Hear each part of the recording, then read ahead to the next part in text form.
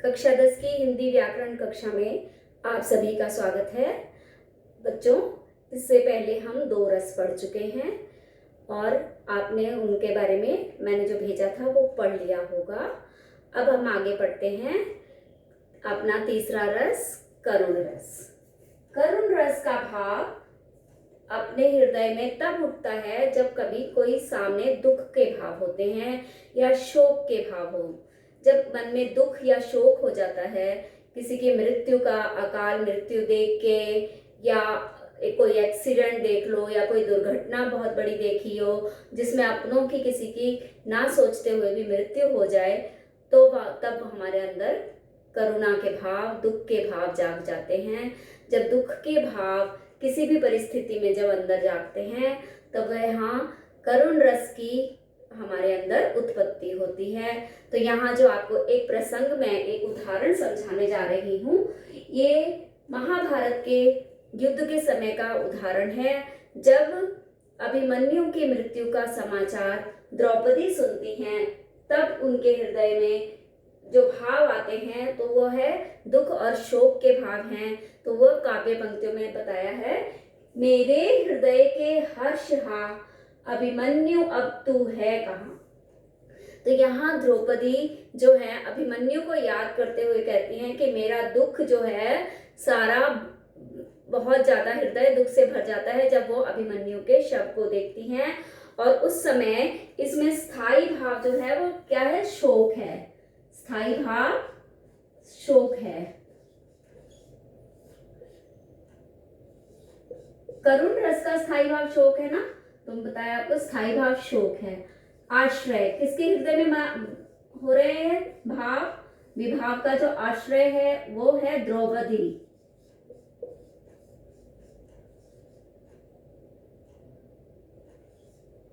और किसको देख के हो रहे हैं? आपके अंदर आलंबन जो है वो भाव किसके हैं? जो है आलंबन हुआ वहां पर अभिमन्यु, आलंबन हुआ अभिमन्यु।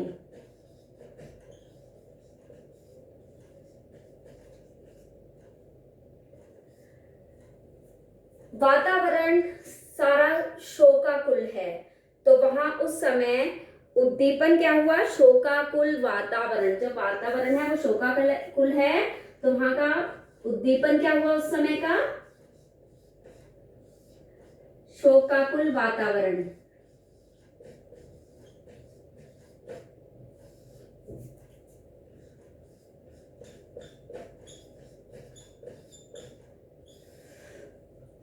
अब इसके बाद हमारा आ जाता है तीसरा अनुभव। अनुभव क्या है? अनुभव इसमें है जो द्रौपदी उसके बारे में सोचती हैं, तो क्या हो जाता है? कभी कभी वो जड़ हो जाती है। जड़ मतलब उनको रोना नहीं आ रहा, उनको कुछ समझ नहीं आ रही, या वहां वातावरण में विलाप फैला हुआ है। तो वह विलाप क्या हो गया? हमारा अनुभव जो है वो क्या हो गया? शोकाकुल अनुभव हुआ हमारा। द्रौपदी का जड़ हो जाना, उनका शारीरिक प्रतिक्रियाएं कैसी हैं? जैसे जड़ हो गई, कुछ समझ ही नहीं आ रहा। कभी कभी क्या होता है कि समझ नहीं आता, बोल नहीं पाते दुख के मारे। तो ये सारी बातें जो हैं वो क्या हैं हमारी? ये है हमारे अनुभव। इसके बाद है संचारी भाव। तो संचारी भाव में क्या है कि संचारी भाव जो है इसमें जो द्रौपदी जो है किसके बारे में सोच रही हैं? द्रौपदी का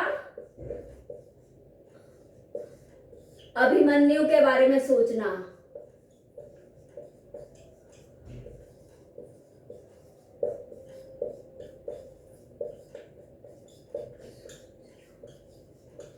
ये सारी बातें जो हैं करुण रस में बताई गई हैं कि करुण रस का मतलब क्या होता है कि जब इसमें अंदर हमारे हृदय में शोक के भाव उत्पन्न हो, तो वहां पर क्या होगा? करुण रस होगा। इसके बाद हम पढ़ेंगे आगे जो है वो हम पढ़ेंगे करुण रस के बाद में चौथा वीर रस। अभी तक हमने श्रृंगार रस, हास्य रस, करुण रस, ये 3 रस पढ़े। अब चौथा हमारा क्या है? वीर रस। वीर रस के नाम से ही आपको ज्ञात है कि जहां वीरता का वर्णन हो रहा है, वीर रस, वीरता का वर्णन हो तो वहां पर क्या होता है, मन में उत्साह जागता है। तो इसका भाव क्या है, स्थायी भाव उत्साह। उदाहरण,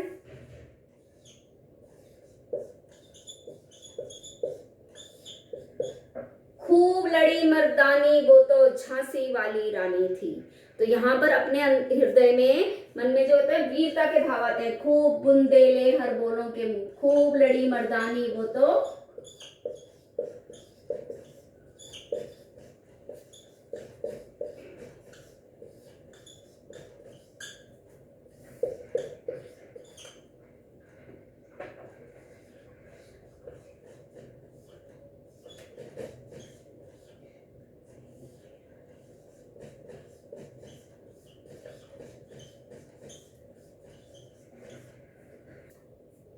वीर रस में खूब लड़ी मर्दानी वो तो झांसी वाली रानी थी। यहाँ देखिए, रानी झांसी की वीरता का वर्णन कर रहा है। जब वीरता की बात आ रही है तो क्या है, इस किस समय की बात है ये, जब उत्साह की बात है, जब वह अंग्रेजों से लड़ रही थी। तो अंग्रेजों से लड़ना क्या हो गया, आश्रय। आश्रय, अंग्रेजों से लड़ना, आश्रय। उसके बाद है आलंबन। आलंबन है अंग्रेज और सिपाही, अंग्रेजों के सिपाही। उद्दीपन, इनमें उद्दीपन क्या होगा, जो उनके अंदर ये उत्साह के भाव ला रहे हैं वो होंगे शत्रुओं को भगाना, उनका नाश करना।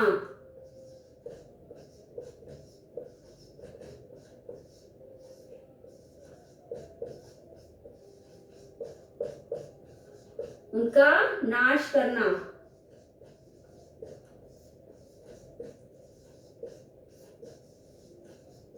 इसके बाद इसमें आया है, देखिए, उत्साह का भाव, स्थायी भाव जागा, आश्रय मतलब विभाग के अंतर्गत आ गया ये सब। इसके बाद जब वो घोड़े पर सवार हैं, उनकी प्रतिक्रियाएं क्या है, घोड़े को तेज दौड़ाना। तो अनुभाव क्या होगा, जब वो घोड़े पर चढ़ के और घोड़े को तेज दौड़ा रही हैं, अनुभाव।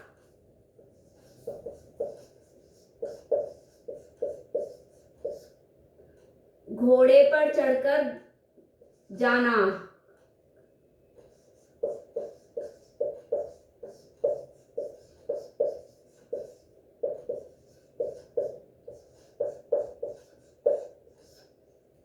ये भी एक शारीरिक प्रतिक्रिया में आ गया।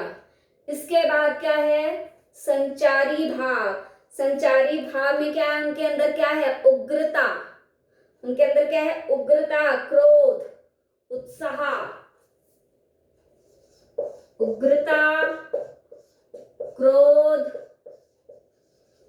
उत्साह, ये सब क्या हो गया, संचारी भाव। इस तरीके से इन पंक्तियों में वीर रस की उत्पत्ति है। वीर रस का भाव स्थायी भाव, स्थायी भाव उत्साह, आश्रय हमारे अंग्रेज, उसके बाद आलंबन अंग्रेज और सिपाही, उद्दीपन शत्रुओं को भगाना, उनका नाश करना, अनुभाव जो है घोड़े पर चढ़कर जाना, उग्रता, क्रोध, ये सब क्या है, संचारी भाव। तो यहाँ ये वीर रस का उदाहरण है। आसान उदाहरण इसलिए बता रहे हैं ताकि आपको जब उदाहरण लिखने के लिए आए तो वो आप आसानी से याद कर सकें। और भावों को इसलिए हर वीर रस की तरह सारे, मैं जितने भी अभी आपको मैंने रस सुनाए सबके भाव बताती जा रही हूँ। और सभी भावों में आलंबन और उद्दीपन, अनुभाव, संचारी भाव सब अलग होता है। इसलिए वो उदाहरण के तौर पे ये आपको समझाते जा रहे हैं तो आपको रस पहचानने में आसानी होगी। इसके बाद का हमारा है जो वो है वीर रस के बाद हमारा आएगा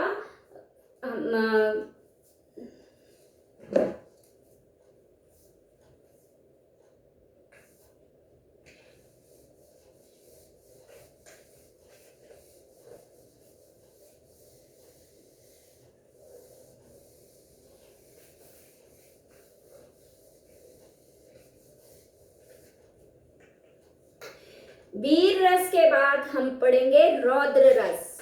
वीर रस के बाद हम पढ़ेंगे रौद्र रस। रौद्र रस का उदाहरण क्या होगा? रौद्र रस का स्थायी भाव क्रोध, गुस्सा करना। ये कब होता है? जब अपनी किसी वस्तु को हम नष्ट होता देखें या किसी के ऊपर हमें क्रोध कब आता है? जब वो कोई गलत कार्य करता है, अपशब्द कह देता है, तो उस समय व्यक्ति क्रोध की मुद्रा में आ जाता है। वो भूति जो होती है वो क्या हो जाती है? क्रोध की मुद्रा में आ जाती है। और उस क्रोध की मुद्रा का रस कौन सा हो जाता है? रौद्र रस। तो यहाँ पर एक उदाहरण मैं आपको बताती हूँ। यह आपकी जब आप पढ़ेंगे राम लक्ष्मण परशुराम संवाद, उसके अंतर्गत जो एक दोहा आया है उसको मैं उदाहरण के तौर पे यहाँ समझा रही हूँ, ताकि जब आपको वो पाठ पढ़ेंगे तो आसानी से वो आपको याद हो जाएगा। तो इसलिए आज वही उदाहरण ले रहे हैं। उदाहरण, रे नृप बालक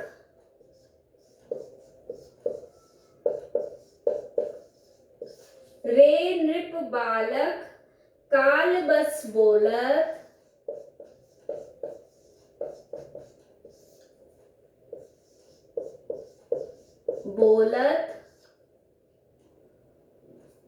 तो ही ना संभार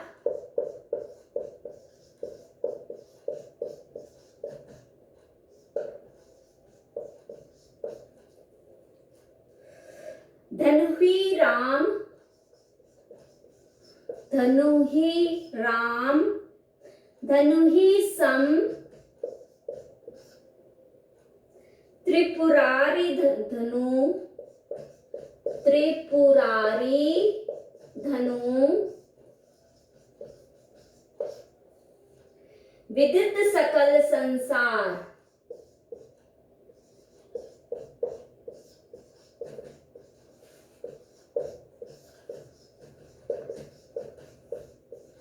अब ये प्रसंग है जब बालकांड का, जब राम लक्ष्मण सीता के स्वयंवर के लिए जानकी के दरबार में, मतलब जनक के दरबार में जाते हैं। वहां जो धनुष होता है उसको राम जब तोड़ते हैं तब उनका स्वयंवर सीता के साथ होता है।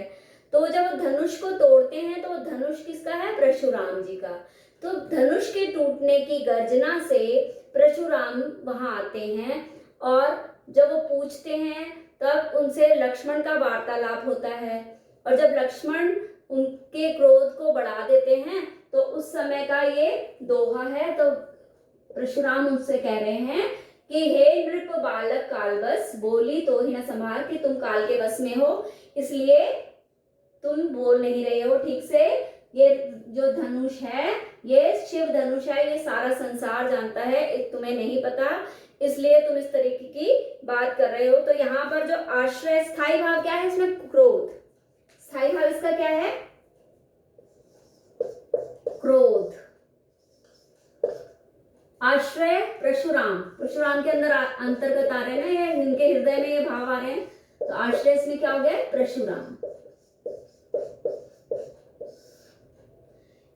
इसमें आलंबन हुआ उनका हृदय, परशुराम का हृदय और शिव धनुष और हृदय।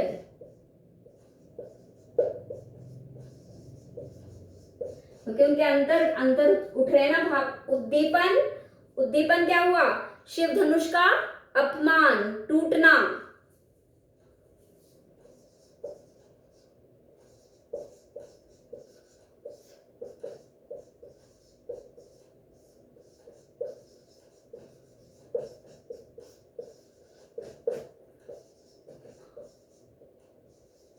और उसके बाद इसमें आश्रय हुआ, आलंबन हुआ, उद्दीपन हुआ। इसके बाद उसके अंदर क्या कहते हैं? अनुभाव में क्या आया? अनुभाव में परशुराम का क्रोधित होना, आंख दिखाना, क्रोध करना, पैर पटकना। तो ये सब क्या? उनके भाव जो है, शारीरिक प्रतिक्रियाएं, वो क्या हो गई? उनकी अनुभाव। किसकी प्रतिक्रियाएं? परशुराम की शारीरिक प्रतिक्रियाएं।